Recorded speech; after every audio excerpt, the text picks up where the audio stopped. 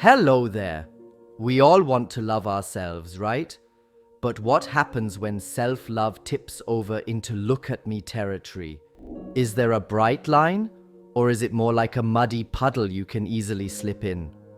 Today, we're diving deep into the science and my own embarrassing mirror selfie journal to answer, what is the line between self-love and narcissism?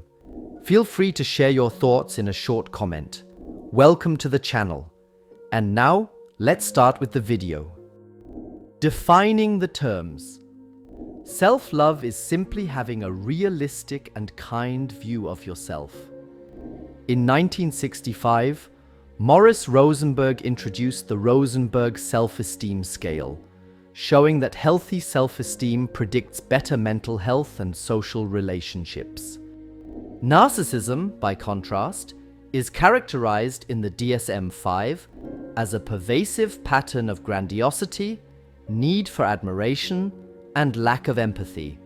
In fact, a meta-analysis by Twenge and Campbell, 2009, found that American college students' narcissism scores have risen by 30% since the 1980s. Why it matters.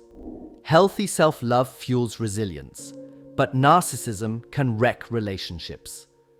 A 2014 study by Orth and Robbins showed high self-esteem correlates with job success and happier marriages, unless it's the inflated kind.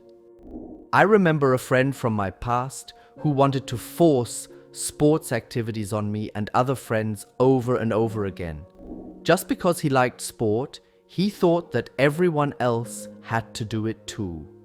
This narcissism of forcing this on other people meant that nobody really wanted to do anything with him anymore, as it was always the same thing, and he was always comparing himself to the others. In the end, he was only looking for confirmation from others and forgot to reflect on himself. Personal fun facts. Number 1.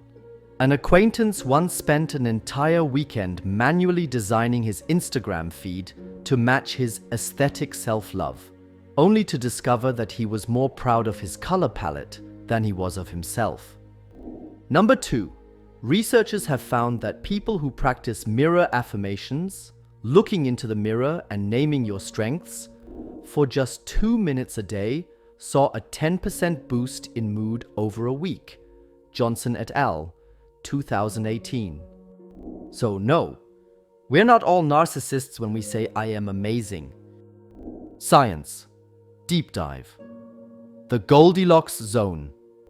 So what's the sweet spot?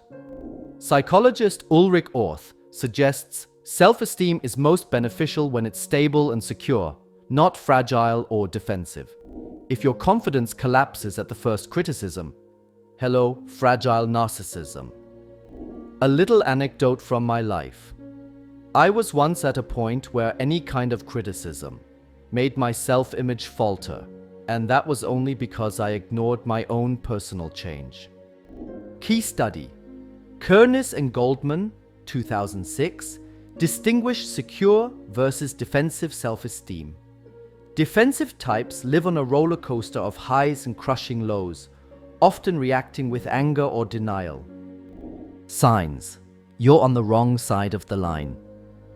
Here are 3 red flags you've crossed from self-love into narcissism territory.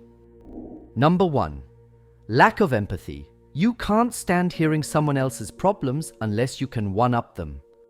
Number 2. Needing constant praise. If your mood crashes without 100 likes in 10 minutes, watch out. Number 3.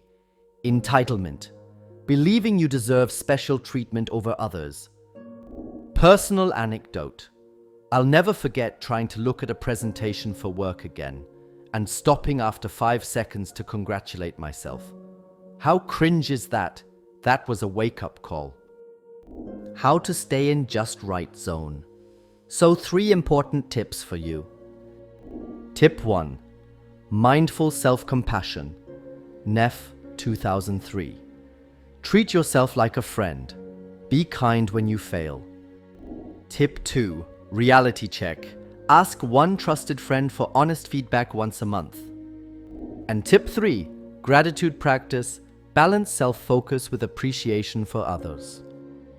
Remember, self-love is your foundation. Narcissism is the house built on sand. Hit the comments. Have you ever caught yourself teetering on that line? And if you found these tips helpful, smash that like button, subscribe for more psychological deep dives, and share this with a friend who needs a little self-love check. Thanks for watching. See you in the next video. Until then, stay friendly, stay curious, and leave some love here.